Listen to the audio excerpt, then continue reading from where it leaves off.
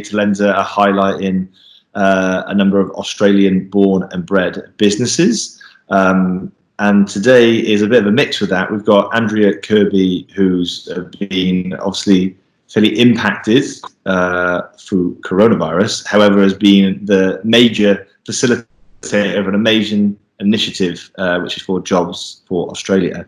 So thank you, welcome for being a part of the series, Andrea. I'll hand over to you, though, to make your fabulous introduction to the wonderful Australia. So we won't make the introductions as we were talking about previously. So I run a company called the Recruitment Events Company. Does exactly what it says on the tin. We run events in the recruitment world. We focus on the in-house talent acquisition market only. We have a strict no agency policy, sorry about that. And we run a series of events, breakfast, lunches. We have a resourcing leaders group that gets together, and we run the very amazing RecFest in November, which we are just currently in discussions about whether we will do that, which was going to be 600 people in a food truck park in Melbourne. And then, because we've been impacted, along with a couple of other colleagues in the industry, Rich Lewis-Jones and Justine Figo, we've started Jobs for Australia to coach people on CVs and how to find a job. And we've got a whole bunch of out-of-work talent acquisition people helping us with that. Yeah, and that's what, to be fair, obviously we got connected. We had never spoke before, and I appreciate you coming on and talking to a stranger. And I am an agency, but I am I don't know. I think it's that I've mentioned on one or two other videos, like that world of agency versus internal. I don't know. Well, I kind of have my views on it of why they're so disjointed, but it's one bloody family. It's just like two divorced parents getting together. And I don't disagree with you, Andrew. It's one bloody big family when you've got decent agency people that actually know how to work with you as a business, and you have decent TA people that understand the value of agency. I can put a lot of people in front of you that do virtually zero agency spend in their recruitment, loved by their team, their businesses and all of that.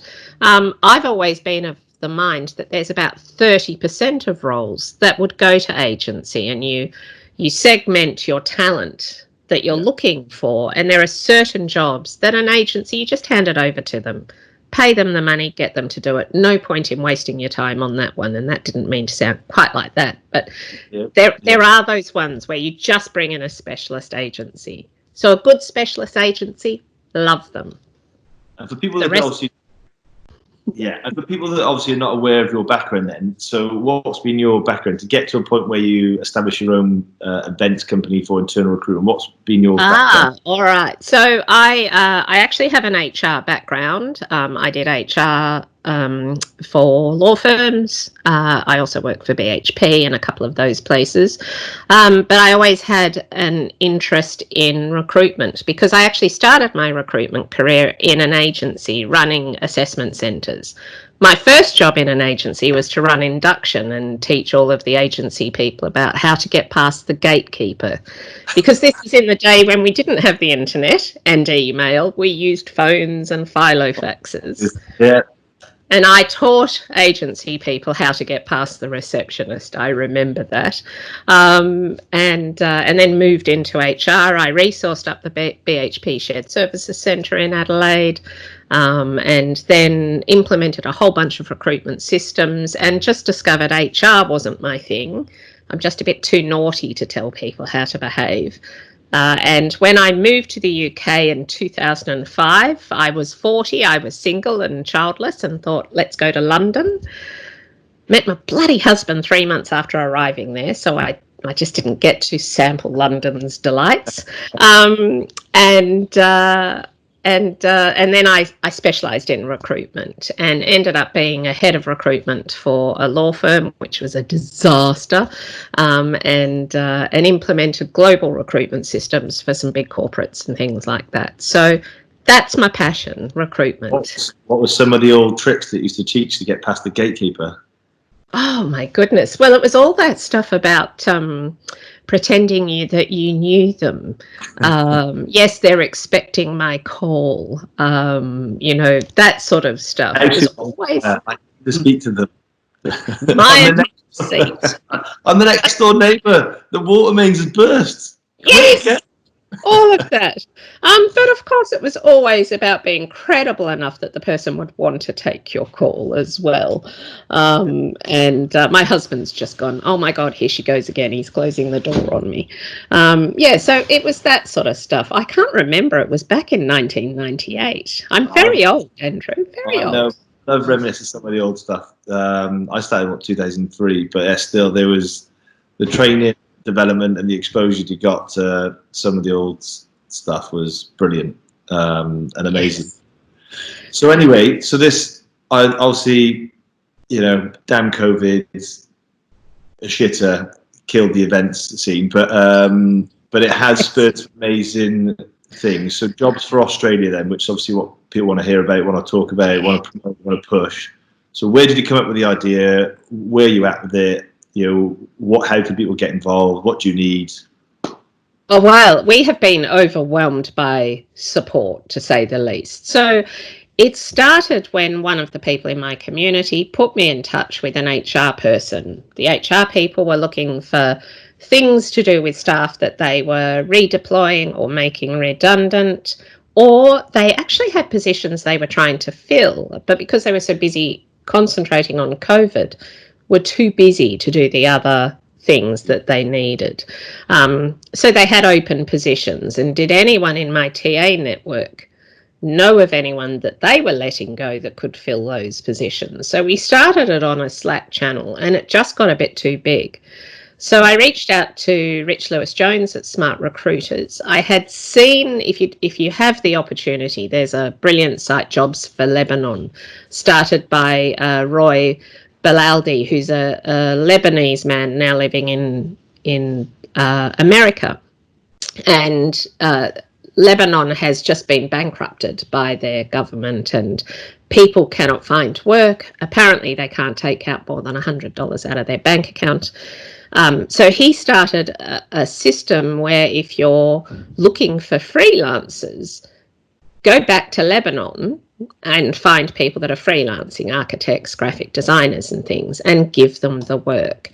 So I knew Smart Recruiters was set up so that I could use it in much the same way, but to use it to reverse engineer it, and actually to do what Smart Recruiters do best, which is their reverse recruiting initiative, where recruiters help people find jobs. So they gave us the platform for free. Thank you very much. Rich jumped on board as an ex-TA person. He loves the whole idea. And the three of us set about with my marketing person setting it up.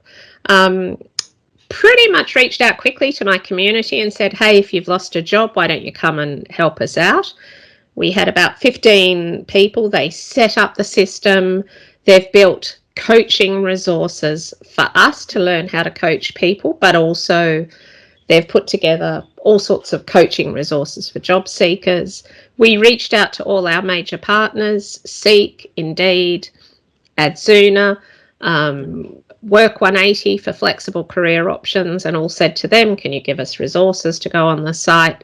LinkedIn are running a webinar for job seekers on rocking your profile. So people have just jumped all over us to help, which has been lovely.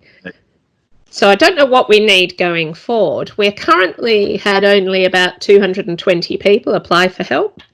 We've got about 20 volunteers actively coaching at the moment. We had 110 TA people apply to be volunteers. There's a lot of us out of work at the moment. And in about 3 weeks, we've got 1,400 followers on LinkedIn. So we seem to have made an impact on the market.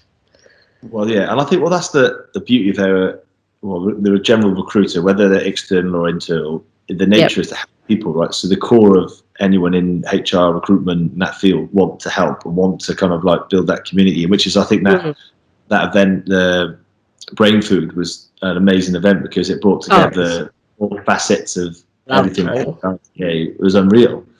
Yes.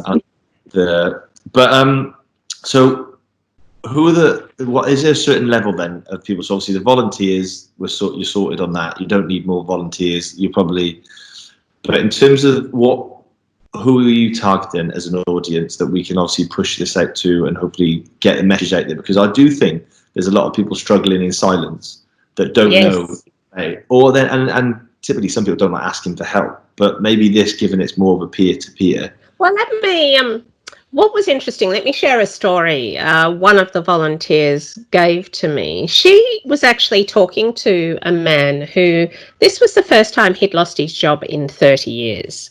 He didn't have a LinkedIn profile. He actually didn't know what it was. He hasn't interviewed for 30 years. So they have to come to us with at least the bones of a CV put together. She then worked with him. We give them about 30 minutes. Obviously, if it's someone with a lot of need, I'm sure my volunteers go for a lot longer. They're just that nice. So she helped him put together his CV. She actually then completely helped him put together his LinkedIn profile. He's now out on the job market. I haven't heard the next stage of it. But we've also had very experienced people who have not been even getting to interview stage that you would think when you look at their CV they should get through. And they haven't got an interview with an agency or a in-house team. So some of my team have been working with people like that, reworked their CV, reworked their LinkedIn profile. We've had one who's now at second interview and we're waiting to coach him through the job offer stage. So there's something about getting that independent feedback. And as TA people, we know how to get through the ATS system. We know what things should look like. So I would say if anyone's struggling to find a job, put your CV on there, register. One of our team, we have 48 hours before we make first contact, or we have 48 hours to make first contact with you and set up a time to coach. And we have capacity at the moment. We've got another sort of 30 volunteers waiting in the wings to come on board and help. It is amazing, whatever field. It's once you, or even if you take the TA and recruitment field, it's funny being on the side of the fence where you're interviewing someone and helping someone get a job. You're far more comfortable. When it flips and you sit on that other side of the fence, like everything's going out the window. All your experience and your thought process and your logic. It's amazing how many friends I speak to or people that I've known that have made redundant, and you're like, you should know this. Yeah, but people are falling apart. I mean, I have my own business. I'm not looking for a job, but I employed at the beginning of this 3 people. I now employ 2, which is, was a terribly sad time. But I fell apart. All of a sudden my business had disappeared. And there was a good week of just sitting there going, I don't know what to do. And certainly Jobs for Australia gave me some purpose. It's half my day's Jobs for Australia, half of it is my business now. And now that the team, the volunteers, and a few of them in particular are virtually running it themselves, it's going to be a bit more 80% recruitment events again. I need to start earning money. But people don't realise the impact, even if it's out of your control, which all of this is, of losing your job. And just having someone who actually has been through the same thing. All of my people have lost their jobs.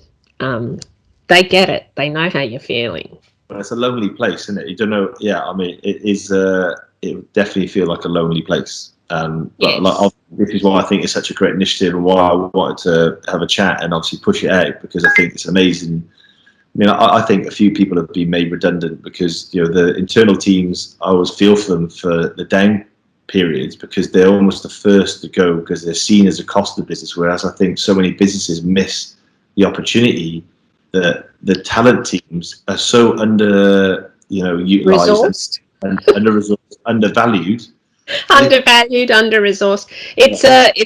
You are fast becoming my favourite person, Sully. It's one of those things that those that have kept their teams, the companies that have kept their recruitment teams, are going to be the ones that come out of this faster, because we did a whole session with our RL 100 around, what could you be working on? For those of you, we had one leader had to let go of all of her team. She came onto a webinar and cried because we were talking about, how do you get through this? And she cried and said, we've just been through all of this. The team, we all reached out to her. We talked about projects she could work on, and she's found her purpose in that time. That business is going to be very ready to hit the ground running when everyone comes out of this. There are going to be corporates that are going to be looking for an in-house team. Probably going to be a boon for agencies for a while. Enjoy it while it lasts.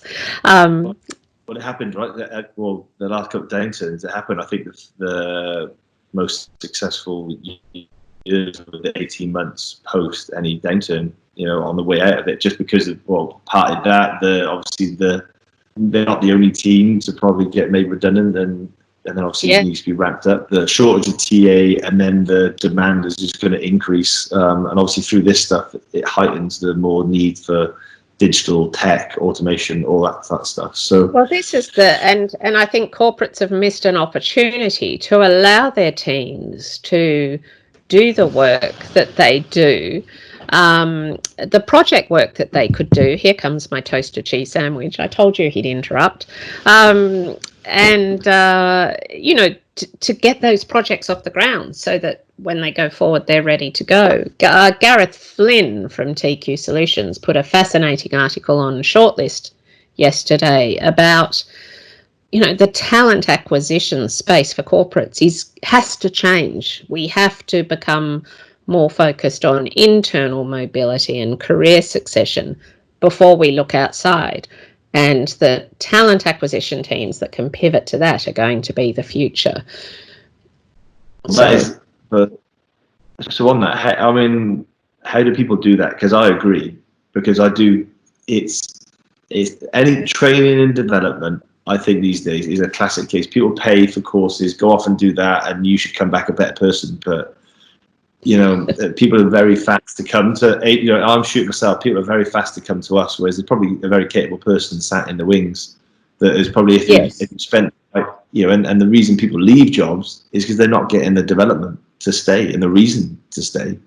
Well, it's interesting. I've obviously been in corporates where their first point of call and legal recruitment is absolutely rife with this. The partner's first point of call is the mate that they worked with a few years ago who failed as a lawyer but pretty much went out and started an agency business. Controversial, I know.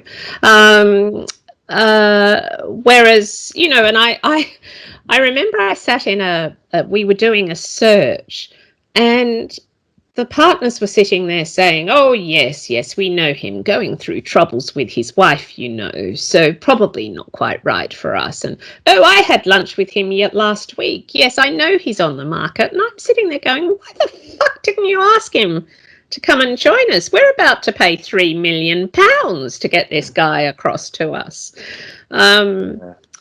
But they don't. And there was a problem with my credibility because I wasn't a lawyer. I actually knew more about recruiting lawyers than they did. It's not that hard.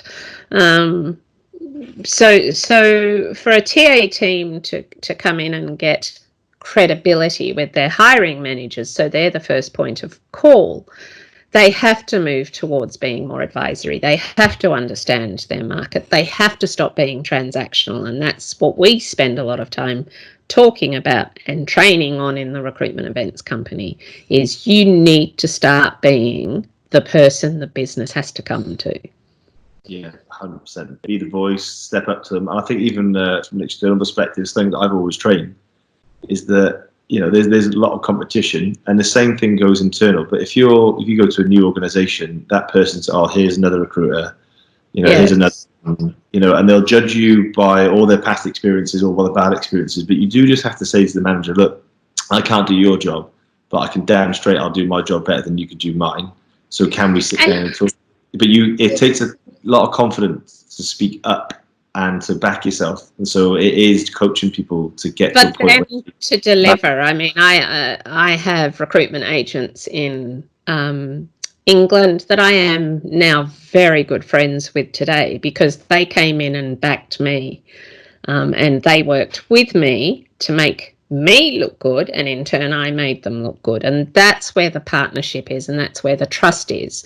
But you don't find that with all recruitment agents. And I think the minute an agency comes in and disparages the in-house team, we're in all sorts of problems. And you know, we have a lot of people that have come from agency that want to move to in-house, and agents then say, oh, that person, you know, failed as a recruitment agent. There is, I mean, I've done both sides. There's some of us that have, most of us fell into recruitment. We never chose it as a career. Some of us have done both sides. Admittedly, mine was something like 30 years ago, so I know things have changed. But you know, recruitment agents can fail in-house because there's a whole other thing that goes on when you're in-house. I can be thinking, oh, today I'm going to sit and source, I'm going to make some calls, I'm going to reach out to some people, and then all of a sudden I find myself in a strategy meeting with the leadership team about, hey, we've decided to change direction, we're going to be looking for these resources now. And then you find yourself coaching someone, and you're running interview training, and you know, you've got to put together a budget for your HRD about what you need. You're pulled in 100 different directions, and it's a different role. It's a fantastic role. I, you know, love it. But there's differences, and until the two of us understand what those differences are, and money stops being the driver for a lot of recruitment agents, you know, we're going to have this problem. No, 100%. Well, that's what we've over the last few months, we've had internal recruiters come in and meet our office and meet the team. We've brought them into our office to talk us through their process, because the more you can educate the external recruiters to have more empathy and understanding that, look at this process, look at what this person's got to go through to get the job. You, by doing X, Y, Z, is just it's just going to slow the process down. Controversially, I actually brought one of my favourite recruiters in to spend a day with me. Follow me around, see what I do. I mean, I was recruiting for senior people in the financial services space for a consultancy. And sort of the fifth one after the big four, and we had all sorts of issues around salary and those sorts of things. But you know, to bring the recruiter in, follow me around, spend some time, they had open access to the partners as long as they kept me in the loop, and it was a real partnership. But that we both had that massive understanding of each other. I'm quite sure after I left and the next recruiter stopped using him, he went in and headhunted everyone he met. More power to him, stupid recruiter that followed me. But you know, there's something about sitting down and learning from each other. 100%. I think, the more that you're any relationship, right? Take the time to invest in each other. You get more from it. Don't invest in your external agencies. Don't invest in building a relationship with the TAs, internal teams. You know, neither wins. So, definitely from my perspective, if there's any point, is 100% make time to get to know each other, to have more empathy, to understand each other's roles, and then there's trust built from it. But speaking to I have a whole event idea about this, Sully. So maybe. I think there's a way we could. I know I can get all the agency people in the room. I'm just not completely convinced, or I can't work out how I would get a whole bunch of TA people in the room to meet agencies. So once I've worked that bit out, stay tuned. Fancy dress, Anchorman style, karaoke involved or something. We'll get people there. Just make it fun. It actually involves a wedding. It's the actual event idea. So stay tuned. Strange mind I have. So with jobs in Australia, then, what's the lasting comments you want to make then in terms of if you want to?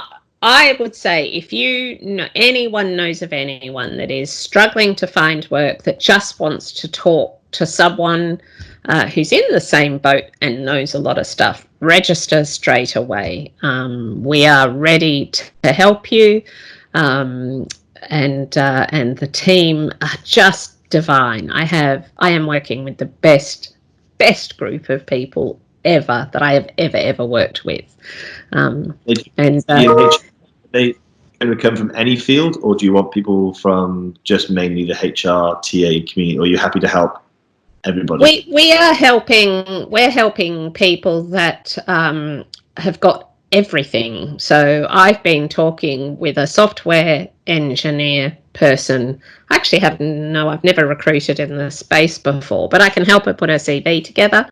And actually, when she gets to interview stage, I'm handing her over to one of the other volunteers who's recruited in that space. So we have a wide range of TA people that have worked in everything, and we'll move you around if we think you need different help from one of us. Amazing. All right. So cool. So I really appreciate your time. I'll let you go. Pleasure. My husband made me a toasted cheese sandwich I have to eat now. Go for a healthy lunch, but you made me think I love a bloody good ham and cheese toasty. You're really but anyway. My genes are social distancing from each other. But if you're looking for a job, if you're out of a job and you want help, want advice, want career advice, putting your CV together, then Jobs for Australia. We'll put the link in the message to get out. We'll also put it through our EDMs and materials as well. But I think there's a lot of people out there that could do with the support. So reach out. I think it's an amazing cause. And thank you for being involved in the series. Pleasure. Thanks for talking. It was a great talk.